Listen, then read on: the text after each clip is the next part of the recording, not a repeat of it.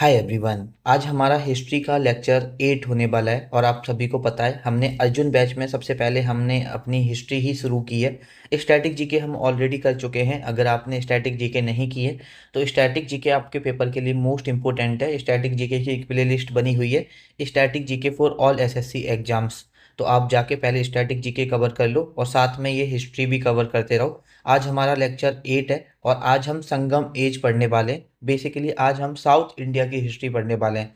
हमने शुरू में इतने चैप्टर्स देखे हैं यहाँ पर, जो हम पढ़ के आए हैं 7 चैप्टर्स पढ़ के आए हैं, लेकिन कहीं भी हमने वहाँ पर साउथ के बारे में नहीं पढ़ा है, जो अपना साउथ इंडिया उसके बारे में। आज हम एक तरह से संगम एज जहाँ से शुरुआत होती है साउथ इंडिया की हिस्ट्री की, वहाँ से पढ़ने वाले हैं। यही माना जाता है कि जो संगम एज है इससे पहले साउथ इंडिया की हिस्टोरिकल पीरियड की बात करें तो संगम एज से ही शुरू होता है। इससे पहले मेगालिथिक एज चल रहा था जो कि प्री हिस्ट्री का एक पार्ट है।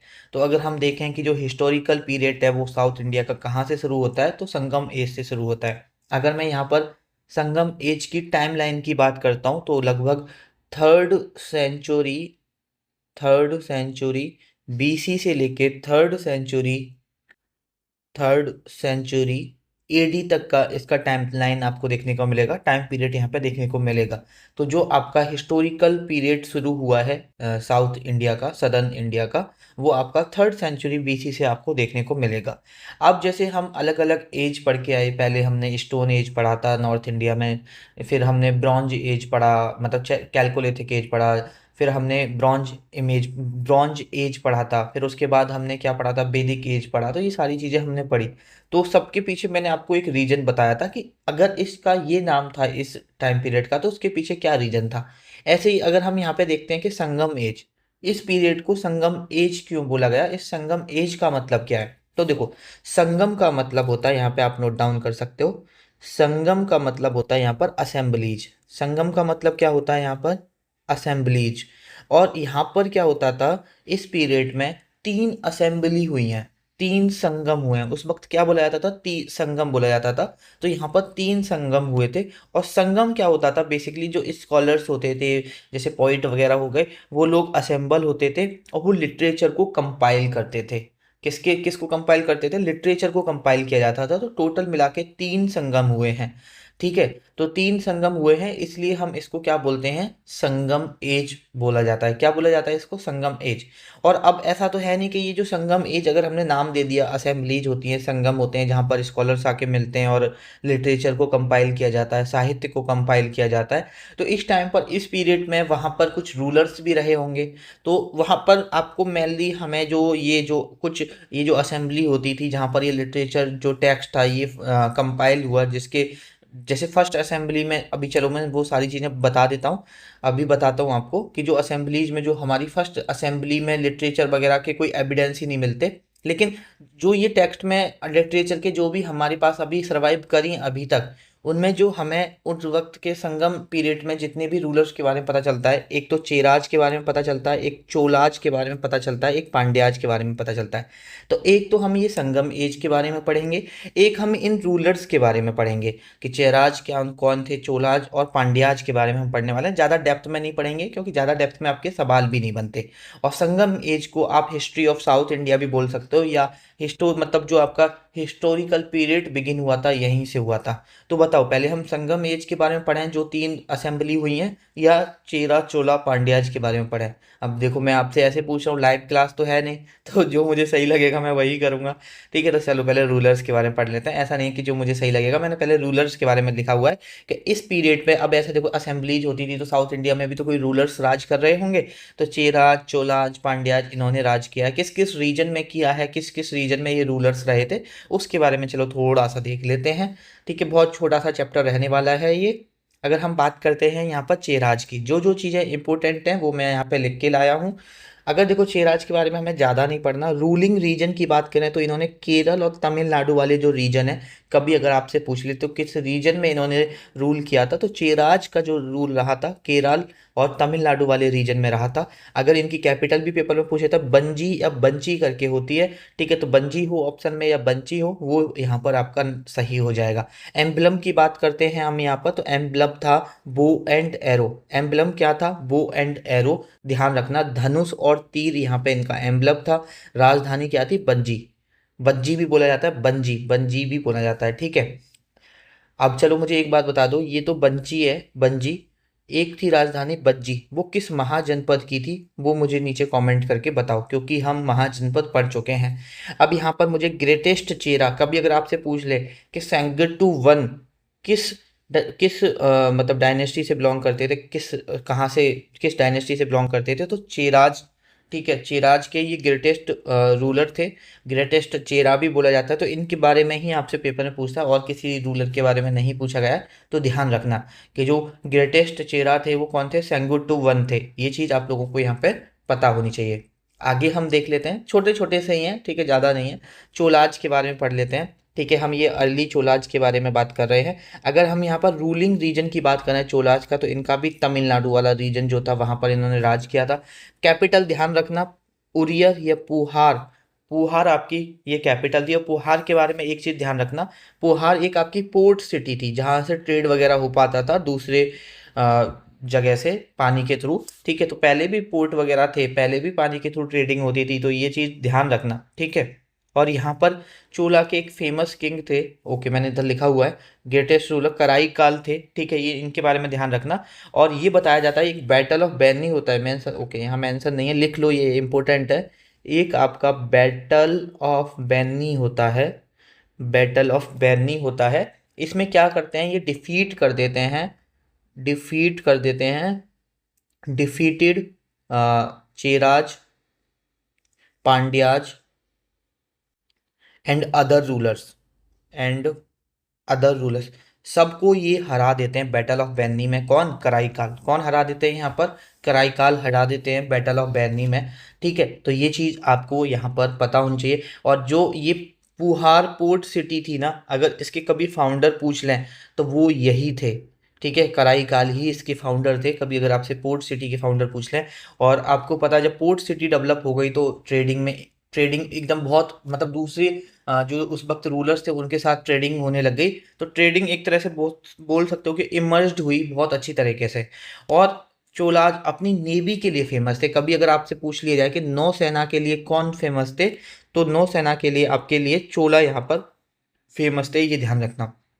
पेपर में इनके एम्बलम से भी सवाल आता है, जैसे चेराज का वो एंड एरो था, ठीक है, धनुष और तीर था। एम्बलम ऐसे ही इनका टाइगर था। इनका क्या था? टाइगर था, ध्यान रखना, ठीक है। अब देखो, यहाँ पर इसका प्रतीक क्या था? बाघ था। ये सारी चीज़ें हैं, और कुछ चोला से ज़्यादा सवाल नहीं बनते हैं, इतना ही बनता है, ये चीज़ ध्यान रखना। उसके बाद आगे हम बात कर लेते हैं पांड्याज के बारे में। तो अगर हम पांड्याज के बारे में बात करते हैं, तो इनका जो रूलिंग रीजन था, इनका भी तमिलनाडु वाला रूलिंग रीजन था, ठीक है। कैपिटल ध्यान रखना, मोस्ट इंपॉर्टेंट है, कैपिटल थी इनकी मदुरई। और अगर हम एम्बलम की बात करते हैं कि जो प्रतीक था वो था मछली, ठीक है। तो जैसे देखो, अर्जुन पांड्या ही तो था, मतलब ये तो, ये पांड्याज है, ठीक है। जो मतलब महाभारत में आप अर्जुन के बारे में पढ़ते हो, तो उसने भी तो मछली की आंख में मतलब निशाना बनाया था, तो उस तरह से आप याद रख सकते हो, ठीक है। मछली की आंख नहीं थी वो, है ना, बर्ड की आंख थी भाई, ठीक है यार, एसोसिएट कर लेना। The first mentioned by Megasthenes who said that their kingdom was famous for pearls. हाँ, एक चीज और ध्यान रखना, कभी आपसे पूछ लीजिए, पल्स फिशरी होती हैं, पल्स मतलब फिश होती हैं, ठीक है। पल्स फिशरी के लिए कौन सा किंगडम आपका फेमस था? ये ध्यान रखना, पांड्यास था। और इसका हमें कहाँ मेंशन मिलता है? मैक्सथनीज ने लिखी है, जो मैक्सनीज की जो टेक्स्ट है वहाँ से हमें इसके बारे में पता चलता है।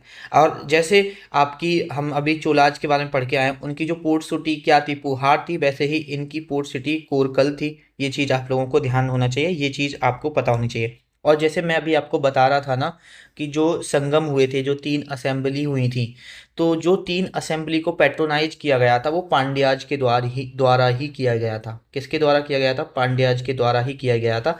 तो आप यहाँ लिख दो, पांड्याज, पांड्याज पैट्रोनाइज्ड संगम, संगम्स, ठीक है। ये चीज़ आपको यहाँ पे पता होना चाहिए। उसके बाद अब हम थोड़ा सा असेंबली के बारे में पढ़ लेते हैं, संगम के बारे में पढ़ लेते हैं। तो देखो संगम का मतलब मैं ऑलरेडी आपको बता चुका हूँ क्या होता है यहाँ पे, असेंबली संगम का मतलब होता है यहाँ पे, ठीक है। और यहाँ पर टोटल कितने संगम हुए, 3 संगम हुए। किसने इसको पैट्रोनाइज किया, पांड्याज ने किया। ये सारी चीज़ें इंपॉर्टेंट हैं। और ये जो तीनों जो संगम हुए थे किस वाले रीजन में हुए थे भाई, तमिलनाडु रीजन में रूल कर रहे थे तो वहीं हुए होंगे, तो तमिलनाडु वाले रीजन में हुए हैं, ये भी सवाल बनता है, तो ये चीज़ भी आपको पता होना चाहिए। फर्स्ट जो संगम हुआ है वो हमारा मदुरई में हुआ है। ये चीज़ ध्यान रखना कि जो पहला संगम हुआ है वो मदुरई में हुआ है। और वहाँ पर क्या कंपाइल हुआ, क्या कौन सा साहित्य मतलब कौन सी बुक कंपाइल हुई, क्या कंपाइल हुआ, उसका हमारे पास कोई एविडेंस नहीं है। No literary work is available, ठीक है। ये चीज़ आप लोग यहाँ पे ध्यान रखना। ये थोड़ा सा जो एक्स्ट्रा इन्फॉर्मेशन है वो यहाँ पर नहीं लिखी हुई है हिंदी में, तो प्लीज़ देख लेना कि लिख लेना, यहाँ पर कोई साहित्य वर्क अवेलेबल नहीं था। यहाँ से इस जो पहली असेंबली का जो साहित्य काम था वो उसके कोई हमें मतलब कि एविडेंस नहीं मिलते हैं।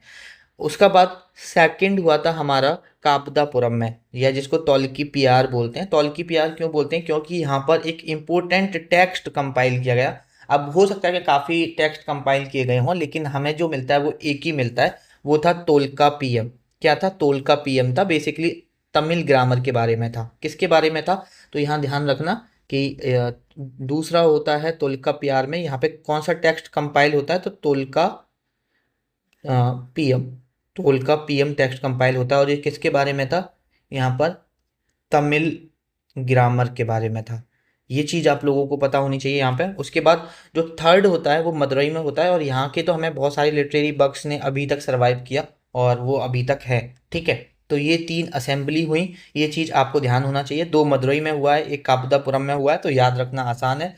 ध्यान रखना कि तीनों असेंबली को पैट्रोनाइज पांड्याज ने किया, ठीक है। पहली मदुरई, मतलब ऐसे याद करो कि MKM, तो पहली मदुरई, फिर कापदापुरम, फिर मदुरई, तो इस तरह से याद करोगे हो जाएगा। और दूसरे में ध्यान रखना कापदापुरम से तोलका पीएम, इसमें भी तोलका के आ रहा है, तो तोलका पीएम जो टेक्स्ट था वो कंपाइल किया गया था। और पहले कोई लिटरेची टेक्स्ट नहीं मिलता, लिटरेरी वर्क नहीं मिलता पहली असेंबली का, दूसरी में सिर्फ एक मिलता है तोलका पीएम, और तीसरी में काफ़ी सारे टेक्स्ट सर्वाइव करते हैं। तो ये चीज़ आपको यहाँ पर पता होनी चाहिए। आगे देख लेते हैं, कुछ लिटरेचर के बारे में बात कर लेते हैं।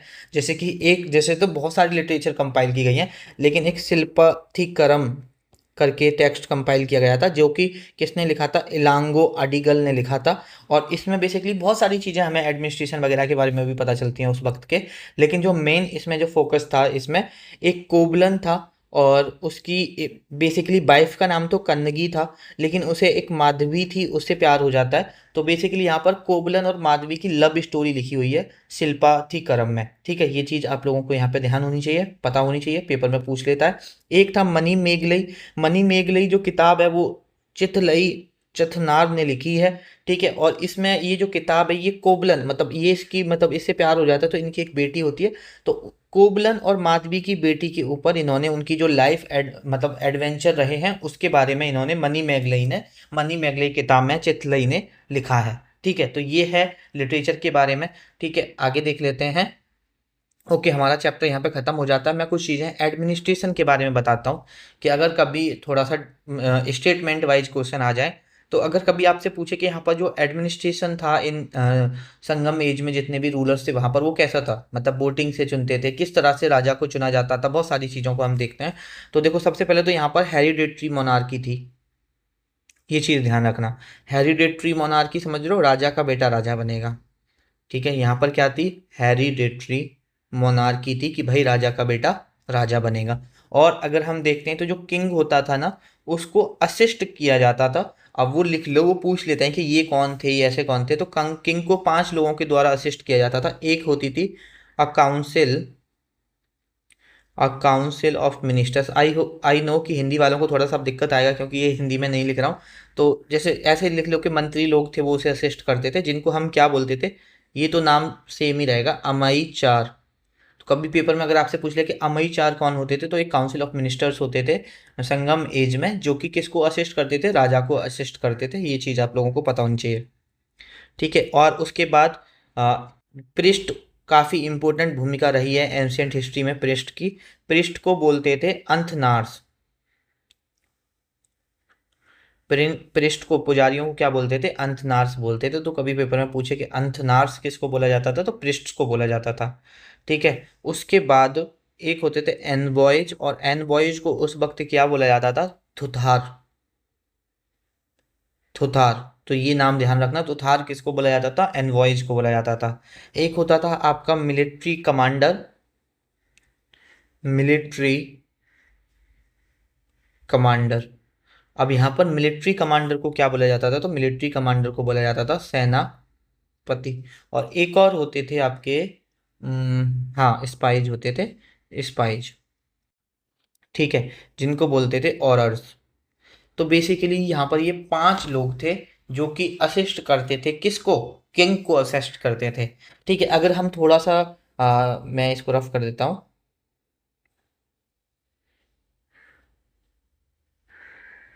अगर हम थोड़ा सा फोकस करते हैं संगम सोसाइटी के बारे में, क्योंकि संगम सोसाइटी से भी आपके पेपर में सवाल आते हैं।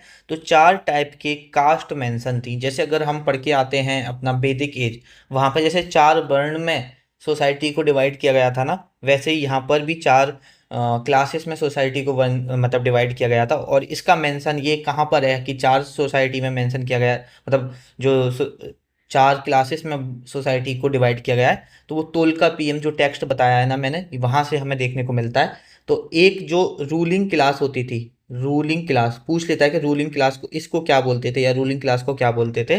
तो रूलिंग क्लास को क्या बोला जाता था? अरासर बोला जाता था। रूलिंग क्लास को क्या बोला जाता था? अरासर बोला जाता था। ठीक है। और जो पॉलिटिकल और रिलीजियस क्लास होती थी, पॉलिटिकल और रिलीजियस क्लास जो होती थी, रिलीजियस क्लास होती थी, उन्हें बोला जाता था अंथनार। उन्हें क्या बोला जाता था? अंथनार बोला जाता था। ये पता होना चाहिए। और एक क्लास होती थी जैसे जो ट्रेड, जैसे देखो सेम वैसे ही हैं जैसे हम वहाँ देख के आए हैं। ठीक है। तो यहाँ पर भी जैसे ट्रेड और कॉमर्स करते हैं, वहाँ पर बेस्ट से बोलते थे उसमें, जो मर्चेंट होते थे। यहाँ पर क्या बोला जाता था? वाणिगर बोला जाता था। ठीक है। और देखो यहाँ पर रूलिंग क्लास को वहाँ क्षत्रिय बोला जा रहा है वैदिक एज में। अगर हम देखें पृष्ठ और रिलीजियस क्लास को वहाँ पे क्या बोला जाता था? ब्राह्मण्स बोला जाता था। यहाँ पर अंथनार्स बोला जा रहा है। वहाँ ट्रेड और कॉमर्स करते थे, उनको बेस्ट से बोला जाता था। यहाँ बानीगर बोला जाता है। और जो एग्रीकल्चरिस्ट थे, जो एग्रीकल्चरिस्ट थे, उन्हें बोला जाता था बेलालर।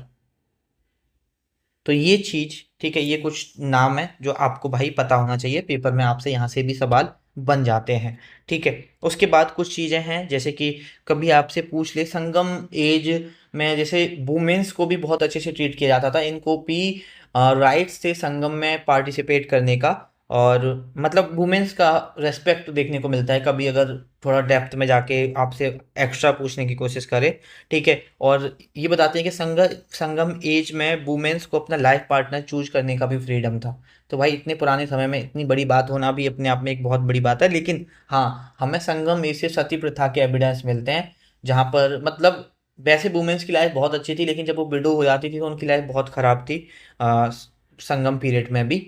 तो ये हमारा कुछ एक छोटा सा टॉपिक था जो हमने कवर किया। एमटीएस 2024 में कोई क्वेश्चन इस टॉपिक से नहीं बना है, तो ऐसा नहीं है कि आगे वाले नहीं बनेंगे, पिछले बने हैं, इसलिए यहाँ पर हमने कोई क्वेश्चन मेंशन नहीं किए हैं।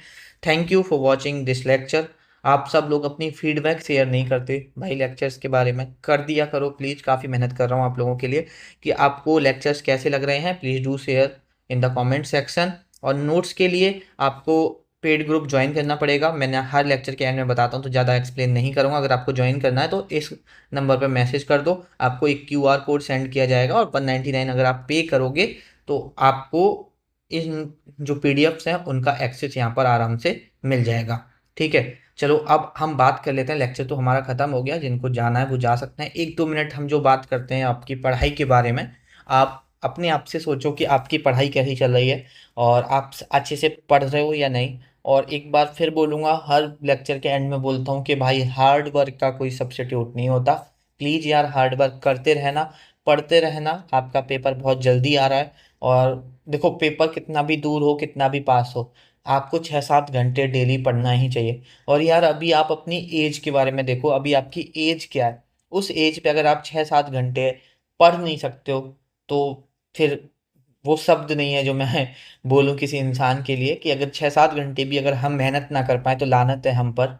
ठीक है, तो वही चीज़ें हैं कि अगर हम मेहनत नहीं कर रहे, 6-7 घंटे भी अगर हम पर डे नहीं पढ़ पा रहे हैं, तो कहीं ना कहीं हम में कमी है। अगर हमारा सिलेक्शन नहीं हो पा रहा है, देखो, बहुत तरह के लोग होते हैं जो मैंने पर्सनली जाना है, जो पर्सनली समझा है। कुछ लोग होते हैं जो पता नहीं वो कैसे होते हैं कि मोटिवेट होते हैं तो 2 दिन 3 दिन तो बहुत अच्छे से पढ़ेंगे, फिर 15 दिन निकाल देंगे। मतलब मोटिवेट होंगे तो बहुत पढ़ेंगे भाई, आपको उन जैसा नहीं बनना है। आपको कंसिस्टेंट पढ़ना है, 6 से लेकर 7 घंटे ही पढ़ना है। एक बच्चा होता है जो लगातार पढ़ते रहता है, लगातार उसे थोड़ा सा उसका मोटिवेशन एकदम ऐसे ना तो ज़्यादा लो जाता और ना ही ज़्यादा अप जाता। ना तो वो बहुत ज़्यादा उसका मोटिवेशन अप चला जाएगा, ना ही बहुत ज़्यादा लो जाएगा। एक बच्चा होता है जिसका मोटिवेशन बहुत ज़्यादा फ्लक्चुएट करता है, ज़्यादा गया तो बहुत पढ़ता है, कम गया तो बहुत कम पढ़ता है। तो आपको वो वाला नहीं बनना है जिसका बहुत ज़्यादा फ्लक्चुएट करना है। आपको उस कैटेगरी में आना है जिसका मोटिवेशन बहुत कम फ्लक्चुएट करता है। मोटिवेशन आएगी तो ज़्यादा नहीं पढ़ेगा, बहुत ज़्यादा नहीं पढ़ लेगा, और डीमोटिवेट होगा तो ऐसा नहीं है कि पढ़ेगा ही नहीं। तो ये चीज़ ध्यान रखो, और बाद बाकी के जो उल्टे सीधे काम है उनको छोड़ दो, अच्छे खाने पे ध्यान दो, अपने शरीर का ध्यान दो, अपना ध्यान रखो। आपसे मुलाकात होगी नेक्स्ट लेक्चर में, तब तक के लिए ध्यान रखिए अपना।